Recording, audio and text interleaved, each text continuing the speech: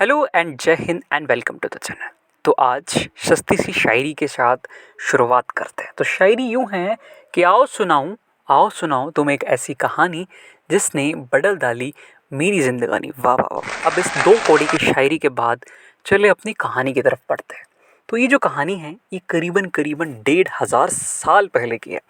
तो 1500 साल पहले जब मैं कक्षा 8वीं में पढ़ता था तो बिल्कुल एक बात मैं तुम्हें बतला दूं कि मैं बहुत क्यूट दिखता था यार। मैं तो बहुत ही क्यूट दिखता था। अब मैं हैंडसम ज़रा नहीं दिखता हूँ, लेकिन उस टाइम पे मैं बहुत क्यूट था। ऐसा मेरे को किसी ने नहीं कहा, ये मेरी गलत फहमी है। तो इस टाइम पे क्या था कि ये जो यादें हैं ये थोड़ी सी धुंधली हैं, लेकिन जो हमने कार्य की हैं वो बहुत काले पीले नीले हरे हैं। तो देखो कक्षा 8वीं में हुआ क्या, तो थोड़ा सा बैकग्राउंड ले लो। अबे एडिटर अपने पेडलर का नंबर दियो, कहाँ से ड्रग्स ले रहा है बे। अबे दीवार का नहीं, कहानी का बैकग्राउंड। तो कहानी का बैकग्राउंड यूँ है कि ये है हमारी कक्षा चौथी के पीरियड दूसरे की कहानी। महीना होगा करीबन करीबन अप्रैल मई में, मतलब स्टार्टिंग में ही कुछ ऐसा हो गया। तो देखो सेकंड पीरियड हमारा चौथी कक्षा में होता था एसएसटी का, सोशल स्टडीज़ का। तो देखो अमीर ज़ादों, हमारे क्या था कि हमारे 10वीं तक, बिल्कुल बिल्कुल 10वीं तक पढ़ाई की है मैंने, ठीक है, ऐसा नहीं है 10वीं भी नहीं पढ़ा हूँ। तो ऐसा है कि ऐसा हुआ कि चौथी कक्षा से लेके 10वीं कक्षा तक जो हमें एसएसटी थी वो करीबन करीबन एक ही टीचर पढ़ाता था। हाँ, ऐसे बदलते रहते थे, लेकिन ऐसे नहीं था कि ज्योग्राफी वगैरह के लिए सारी अलग अलग टीचर, ऐसा कुछ भी नहीं था अपन के लिए। तो हुआ यूँ कि जो हमारे एसएसटी के टीचर थे वो थोड़े से डेंजरस थे। अब थोड़े से डेंजरस इसलिए थे क्योंकि वो सिर्फ एसएसटी के टीचर नहीं थे भाई साहब, वो हमारे पीटी भी थे। तुम सोच सकते हो एक ऐसा इंसान जो पीटी भी है वो तुम्हें कितना पीट सकता है। और मेरी हरकतें तो माशाल्लाह चुम्मेश्वरी थी, और मैं तो भाई कुछ और ही प्राणी था। तो हुआ यूँ कि हमारे जो सर थे उन्होंने हमें पहाड़ चढ़ने को कहा। अरे पहाड़ चढ़ने को नहीं, मेरा मतलब पहाड़ लर्न करने को कहा। पहाड़ लर्न करने को मतलब हमें था हिमालयास, हिमालयन रेंजेस क्या हैं वगैरह वगैरह, छोटी मोटी ऐसे कहानी सी थी। अब ये कहानी मेरे जो है खाली मस्तिष्क में घूम नहीं रही थी। मेरे मस्तिष्क में तो केवल ये घूम रहा था कि भाई चीटिंग कैसे करनी है। अब नहीं करता मैं चीटिंग, अब मैं सिर्फ चीटिंग करवाता हूँ। पता नहीं किसको, वैसे मेरे से तो कोई पूछता नहीं। हाँ, तो बात ये थी कि मैंने सोचा भाई चीटिंग करनी है, लर्न तो हो नहीं रहा। तो दूसरे पीरियड से पहले पीरियड नंबर 1 आता है जहाँ तक मेरे को मैथ पता है।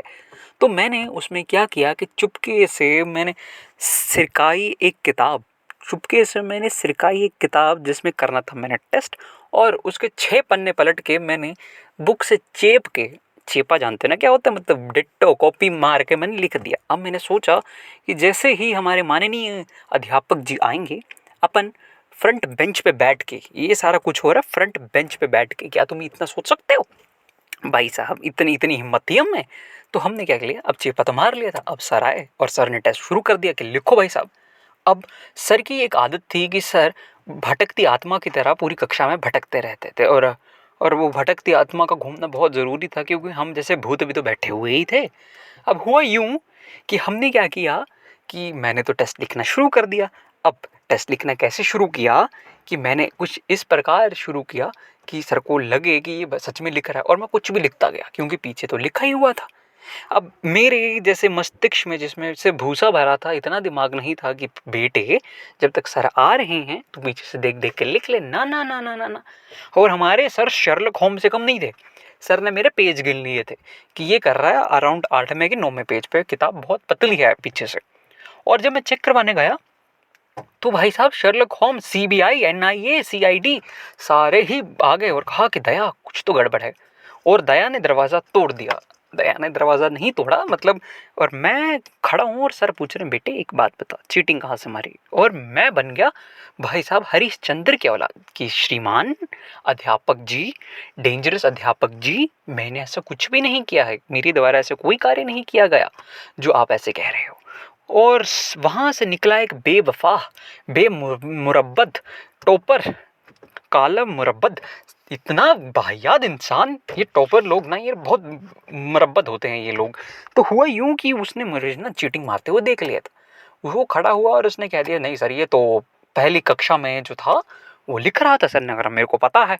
और मेरे को फरमान जारी हुआ अकबर के दरबार से, मेरा मतलब सर जी से। सर जी ने कहा जाओ अपनी बहना को जरा सा बुला के तो ला।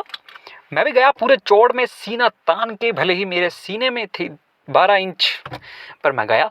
मेरी जो बहन थी वो करीबन करीबन 8वीं कक्षा में होगी। उसको बुला के लाया, सर ने उसको बुलाया और उसे पूछ डाला सीबीआई की तरह कि बेटे ये तो ज़रा सा बताना कि ये जो बच्चा है जो तुम्हारे समक्ष खड़ा है, क्या ये घर में जाके पढ़ता है एसएसटी का?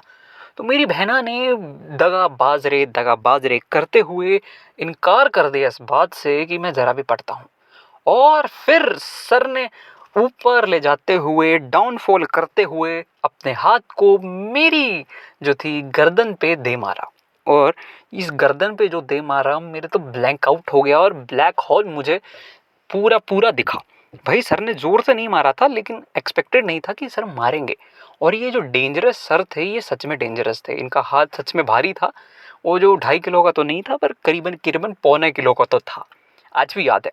और उसके बाद कुछ ऐसा चमत्कार हुआ कि आज मुझे एसएसटी का एस आता है। भले ही एसएसटी नहीं आती, पर एस आता है। तो मेरी तुमसे एक जो है वो गुजारिश है। एक तो ये बेवफा बेमुरब्बत टोपरों से दूर रहो, और ऐसी बहनों से भी दूर रहो जो तुम्हें मरवा दें। और बिल्कुल मत पढ़ो, एक थप्पड़ अपनी जो है पीछे खाओ और सो जाओ और मस्त होके सब्सक्राइब मारो। जय हिंद, वंदे मातरम।